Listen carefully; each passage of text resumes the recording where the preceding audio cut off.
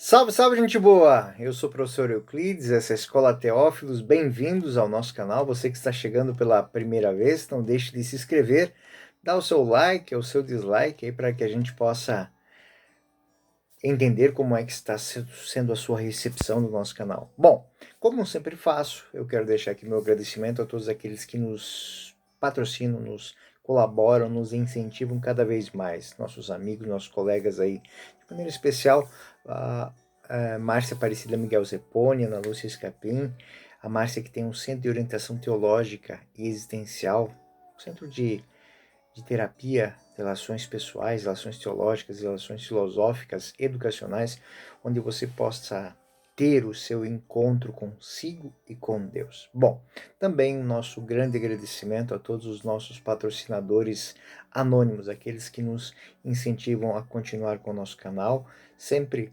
postando aí material de estudo bíblico. Bom, gente boa, nós estamos na nossa segunda lição. Nós vamos fazer o estudo hoje sobre o capítulo 6 do Evangelho de São João, do versículo 1 ao versículo 71. O segundo sinal, o sinal do pão, o discurso eucarístico propriamente dito. Então é um capítulo longo, um capítulo extenso, que tem três dinâmicas, são duas cenas e um grande discurso. A primeira cena é a cena de Jesus que faz a multiplicação dos pães. Depois, é Jesus que caminha sobre as águas. E depois, é Jesus que faz um discurso eucarístico, um discurso sobre o pão, na sinagoga de Cafarnaum. E na sinagoga de Cafarnaum, ele trata do tema do pão, é o discurso do pão, mas o pão não tratado apenas como alimento, mas como mensagem, como penhor de vida. Então, essa é a temática que envolve o nosso estudo de hoje. Ambientando a cena. A cena acontece, ela transcorre na região de Genezaré, né? Às beiras do lago de Genezaré. Então o evangelista apresenta o trabalho de Jesus como um grande êxodo, o êxodo da construção do homem.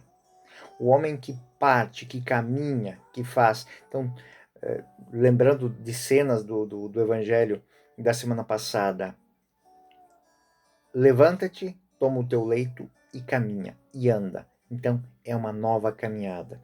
Então, Jesus está neste movimento.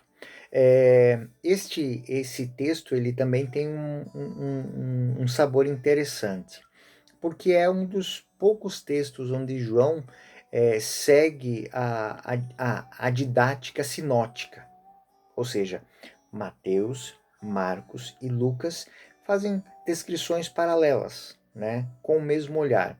João, nesse texto, também tem essa temática. Então, é uma daquelas cenas onde nós temos a certeza que todos os evangelistas estão olhando para o mesmo fato, para a mesma ação de Jesus.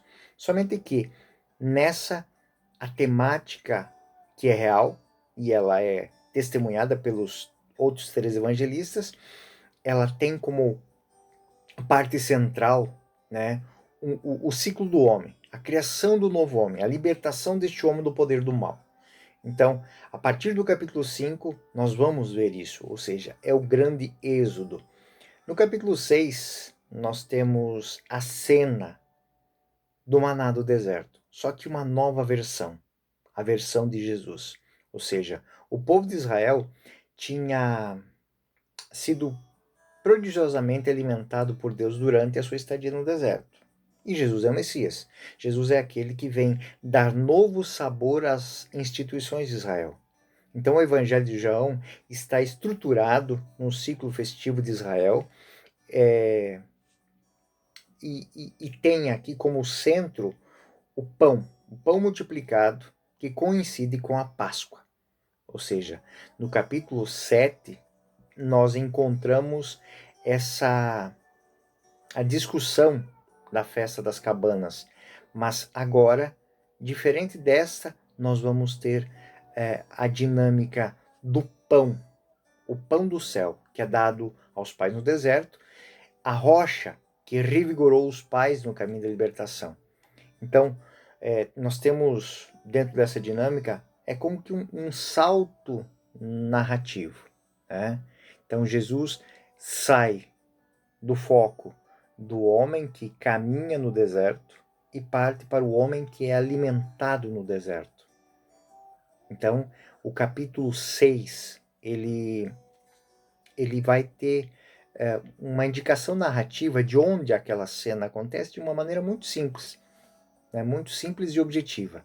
Versículo 1. Depois disso, atravessou Jesus o lago da Galileia, né? O lago Tiberíades.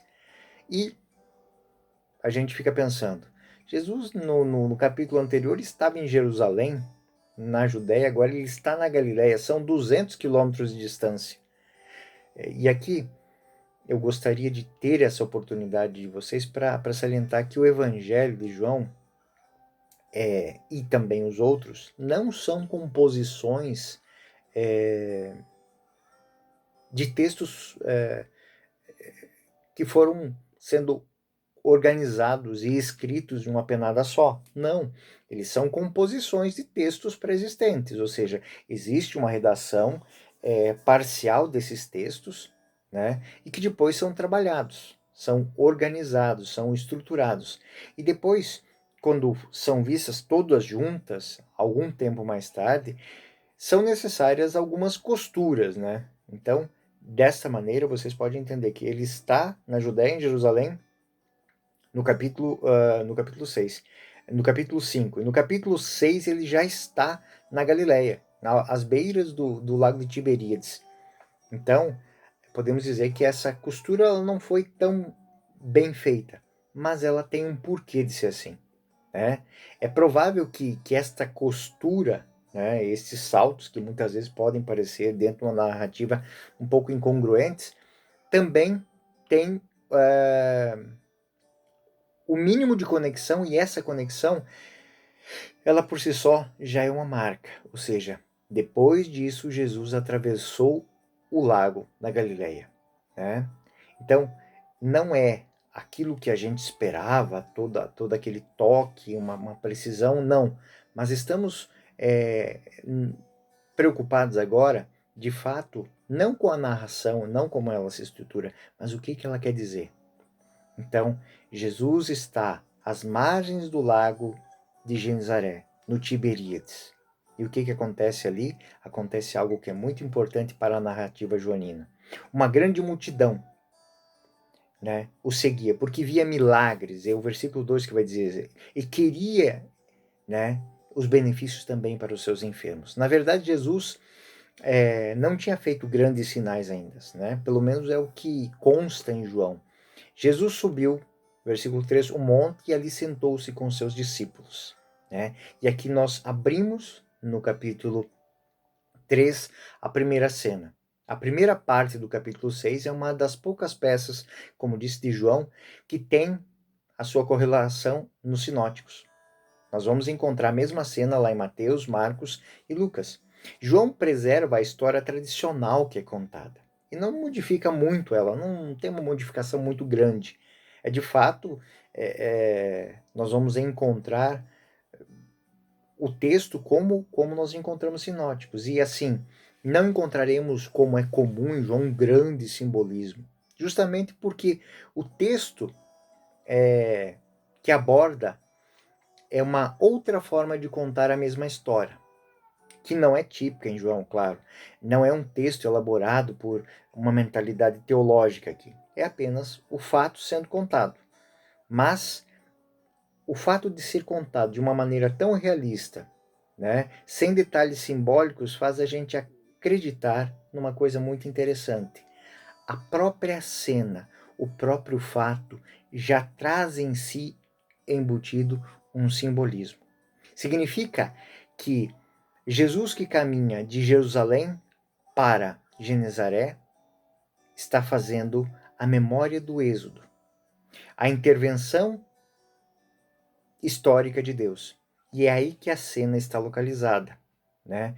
Em uma área desértica, a caminhada do deserto, eles novamente estão no deserto. Há uma grande multidão é a multidão do Êxodo. E ali que o quarto sinal é anunciado. Jesus levantou os olhos para aquela grande multidão que vinha ter com ele e disse a Filipe: onde compraremos pão para todos estes, para que eles possam comer? E a nota é própria do evangelista, né? Falava assim para experimentar, pois bem sabia o que havia de fazer, é o versículo 6.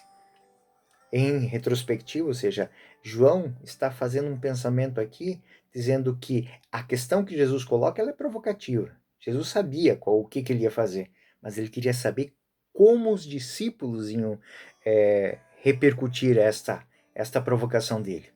Felipe respondeu: 200 denários de pão não lhes bastam para que cada um receba um único pedaço. Né? Humanamente, não era possível alimentar todas aquelas pessoas.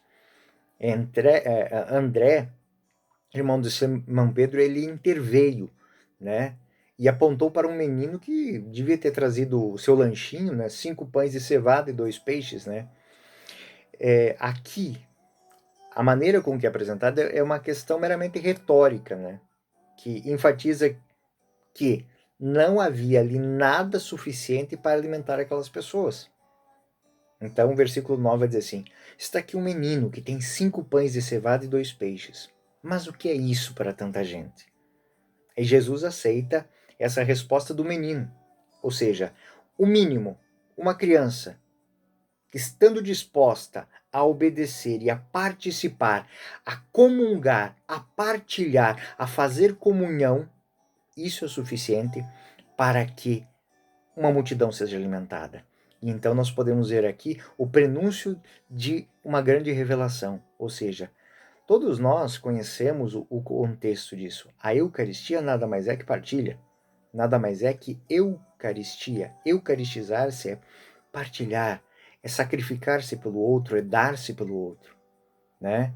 E aqui eu vou fazer uma pequena nota explicativa, porque eu estou falando do Êxodo, estou falando do deserto. Eu não estou dizendo que eles estavam no meio do deserto. Então, quando eu estou falando de uma área desértica, não pensem o Saara na cabeça de vocês. Não, não é isso. A região do Lago de Nazaré era uma região desabitada, por isso estou falando desértica. Mas não significa que ela seja estéril, incultivável, sim, mas existia uma vegetação ali rica, e aí tem um outro significado que é muito interessante.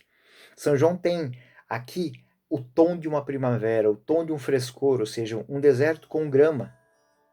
Ou seja, vindo de João, isso também tem um simbolismo, ou seja, a humanidade está na primavera, está florescendo, está desabrochando para uma nova realidade. E isso é importante para a nossa narração. Sentaram-se, e isso é a narração do versículo 11, mais ou menos 5.000 homens. Né? A tradição sinótica manteve o mesmo estilo de narração aqui. Então, versículo 11: Jesus tomou os pães, rendeu graças e em seguida distribuiu às pessoas que estavam sentadas, igualmente os peixes, e deu quanto queriam. E aqui nós temos algo que é muito interessante, porque essa mesma narração que está sendo usada aqui para multiplicação é a narração que vai ser apresentada como fórmula eucarística. Ou seja, a partilha, por detrás da narração da partilha, nós vamos encontrar também a narração do Evangelho que se adapta à narração eucarística. Então, da mesma maneira que esta fórmula ela perpetuou-se nas cenas evangélicas, ela também se perpetuou na liturgia. Então, o evento é um evento eclesial, ou seja, ele se repete a cada festa da comunidade. Né? É um momento em que o Cristo toma o pão, agradece e distribui. Né? Versículo 12 e 13 são importantes, porque aqui tem uma dinâmica que vai mostrar que é toda a igreja, 12 cestos, 12 apóstolos. Então, a cada um existe a sua parte, a sua porção. Então, ressalta que todos foram saciados e ainda sobrou muito para todo o resto da igreja. Alunos, aqui a história termina, né, com um sublinhamento típico de São João. Versículo 14. À vista desse milagre, Jesus, aquela gente dizia: este é verdadeiramente o profeta que deveria vir ao mundo. Então, como é próprio, a gente vem vindo, depois de toda a manifestação de Jesus, existe sempre uma profissão de fé. Aqui nós encontramos a profissão de fé. Nós já vimos isso muitas vezes nos outros textos de São João. Encanar os discípulos acreditaram nele. Lá os samaritanos também. Ele é verdadeiramente o Salvador do mundo, né? Então, essa fórmula está sendo repetida de novo, novamente. Os homens viram o sinal de Jesus. Então, viram que esse sinal foi feito. Só que aí fica aquela pergunta. Será que eles perceberam que era um sinal? Será que eles perceberam que aquilo não era simplesmente uma boca livre? Né? Eles estão entusiasmados. A pergunta que fica, que João quer que seja respondida. Será que eles ficaram entusiasmados porque esse personagem que se apresentou a eles deu comida de graça para todo mundo? É por isso que queriam torná-lo rei? E aí, o versículo 15. Jesus, percebendo que queriam arrebatá-lo e fazê-lo rei, tornou a retirar sozinho para o monte. Jesus estava no monte com os discípulos, multiplica os pães, todo mundo aclama a ele, querem fazer dele rei, ele se retira sozinho. E aqui nós finalizamos essa cena. Os discípulos estão sós. Jesus está apartado deles. A multidão está apartada dele. Então temos o fim da primeira cena aqui. Existe uma profissão de fé, sim, mas essa profissão de fé ela não é coerente com o sinal que foi apresentado. Então, esse evento histórico às margens do Lago da Galileia, onde Jesus alimenta a multidão de 5.000 pessoas, ela é a primeira cena. E aí nós vamos ter a segunda cena. Lembrem-se que nós estamos tratando da caminhada no deserto. Nós estamos tratando de uma caminhada de construção do novo homem, de libertação. E no deserto, além da alimentação, onde foram alimentados pelo maná que desceu do céu, onde Deus os alimentou, eles também fizeram uma outra coisa. Eles tiveram a passagem do Mar Vermelho. E aí nós temos a segunda cena.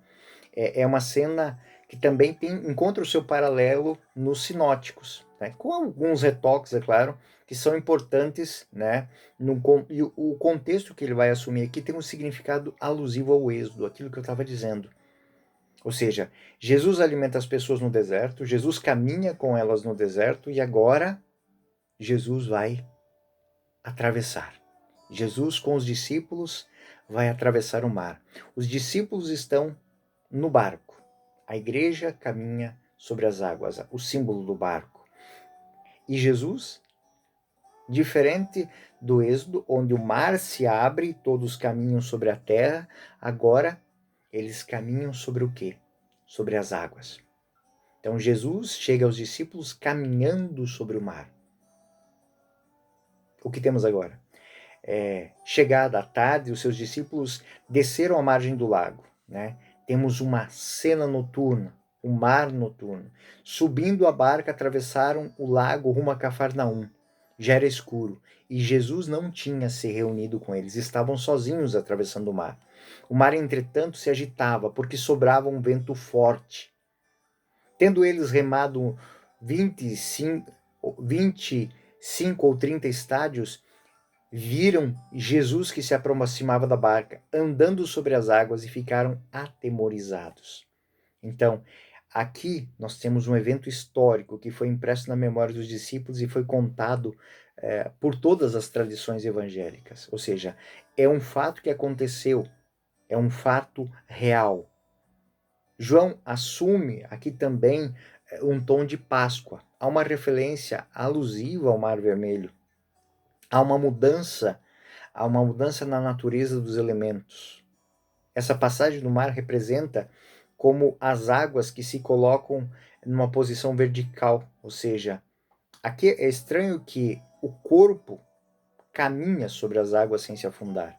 Diferente da cena da passagem do Mar Vermelho, que eles caminham em meio ao mar e o mar se levanta, aqui quem se levanta sob o mar é Jesus.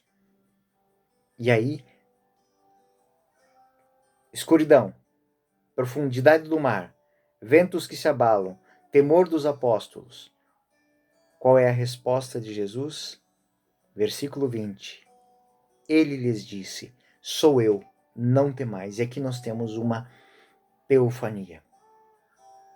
Eu sou. É mais do que uma identificação, é o próprio nome do Deus do Antigo Testamento. Corresponde: eu sou aquele que sou, Yahvé. Assim, Jesus diz com todas as letrinhas que ele é Deus. Assim, João quer que entendamos que de fato Jesus diz: não tenham medo, não tenham medo de mim, eu sou Deus. Temos aqui aquela teofania, que é a manifestação solene do próprio Deus, sobrepujando, primeiro, poder das profundezas, a agitação do mar, iluminando as trevas da noite. Quem tem um certo gosto literário entende que aquele mar tempestuoso, que tem uma vertente poética, suscita a memória de um medo que envolve os discípulos, o medo de estar sozinho, o medo de estar abandonado, o medo de estar vazio, desabitado. É um sinal real, é uma situação caótica do mundo, e essa é a representação que São João quer que a gente entenda, ou seja, um mundo caótico, um mundo sem Deus. E essa situação de angústia é representado por essa dimensão noturna, tempestuosa, cheia de medo. E diante de tudo isso, o Senhor aparece e a sua palavra é dirigida aos discípulos dizendo: não tenham medo, sou eu. Ou seja, é Deus que está com vocês. Assim que ele chega a eles, o barco atravessa a costa rapidamente e chegam ao destino. Então, o êxodo se dá, a passagem de uma situação de medo, de angústia, de privação, de abandono, até uma situação de plenitudes.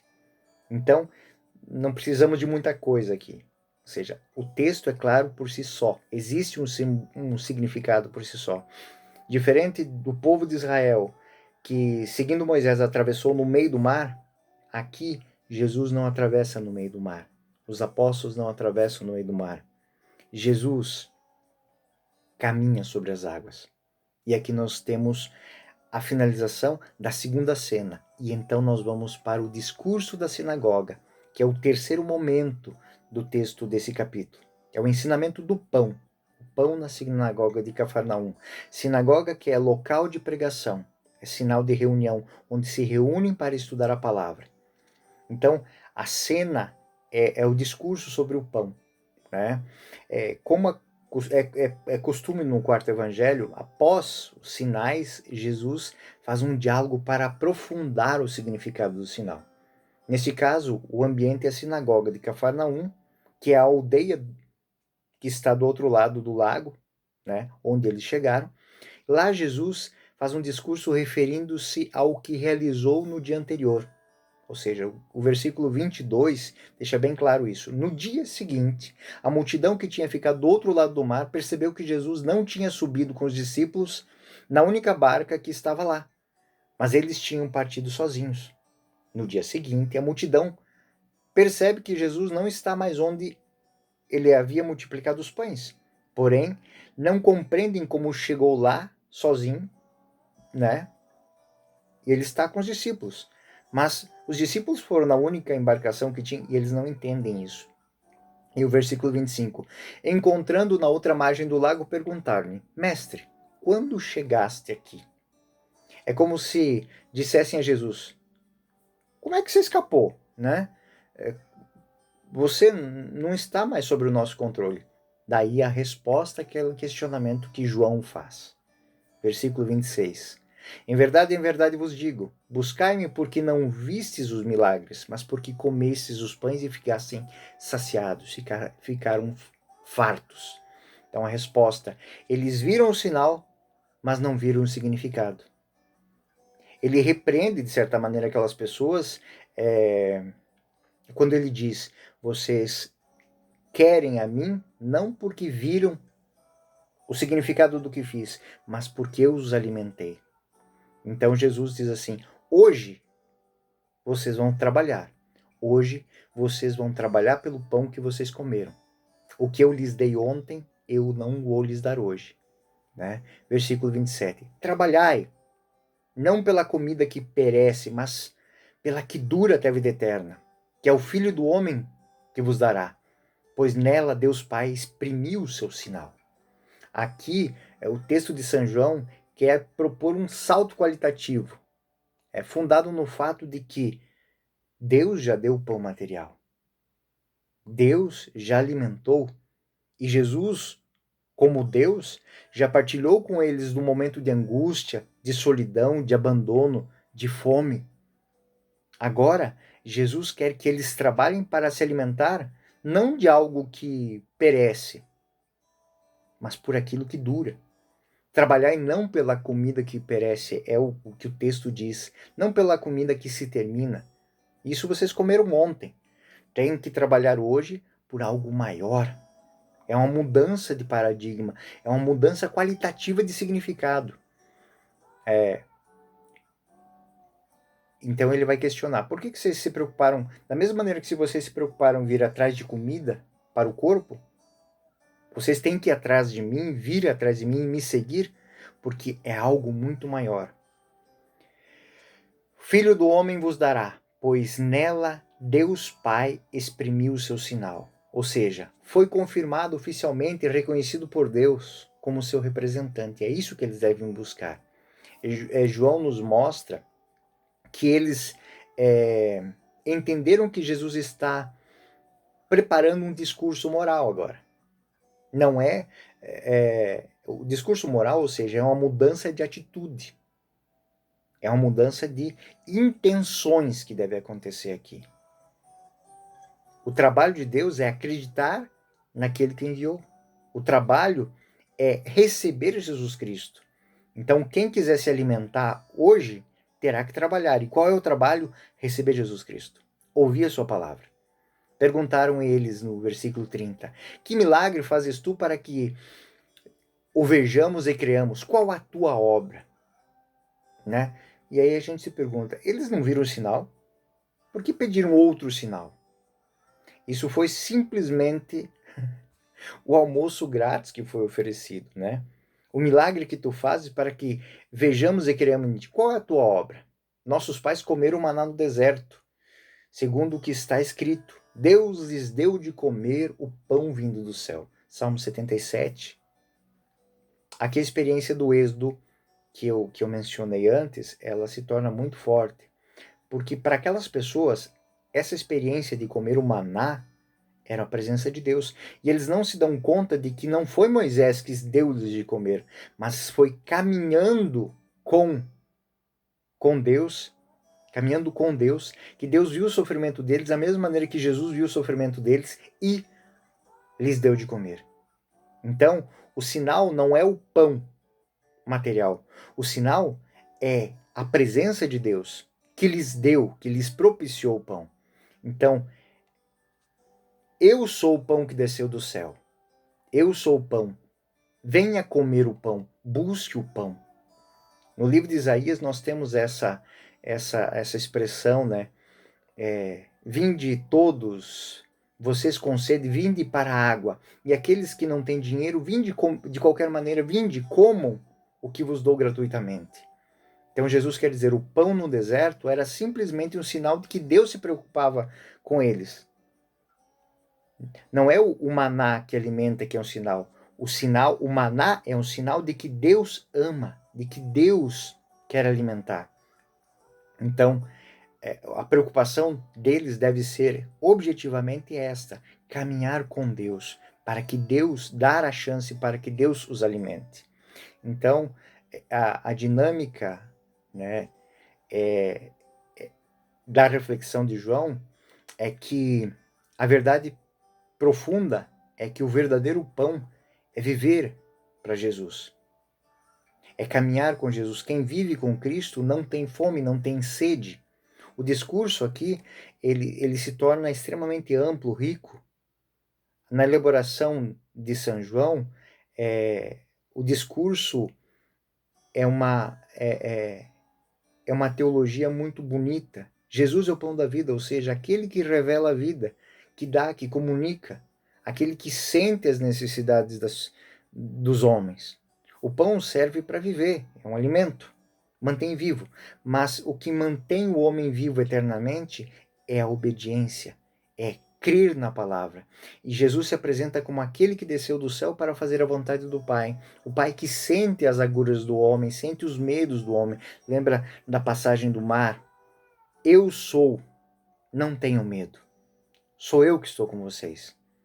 Então, a vontade daquele que me enviou é que eu não deixe perecer nenhum daqueles que ele me deu, mas que os ressuscite todos no último dia. E como ressuscitar no último dia? Estando alimentados.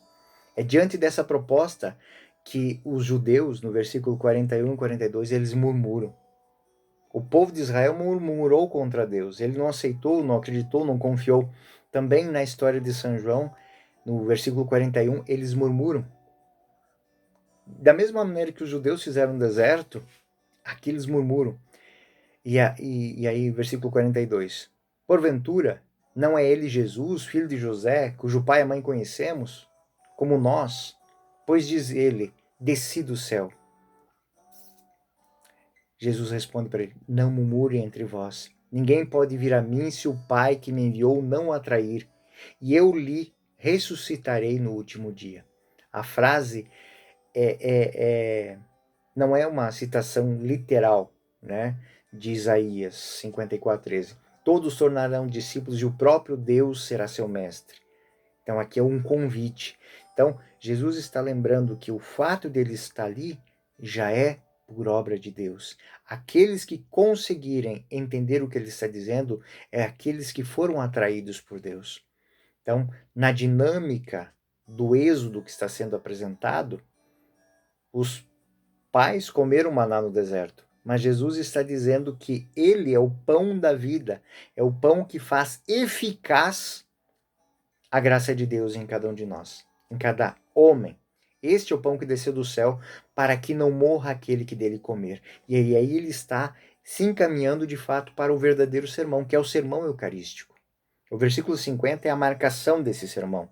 Jesus é, portanto, a palavra de Deus comparado ao pão e se torna carne. Eu sou o pão vivo que desceu do céu. Quem comer deste pão viverá eternamente. E o pão que eu lhe der é a minha carne para a salvação do mundo.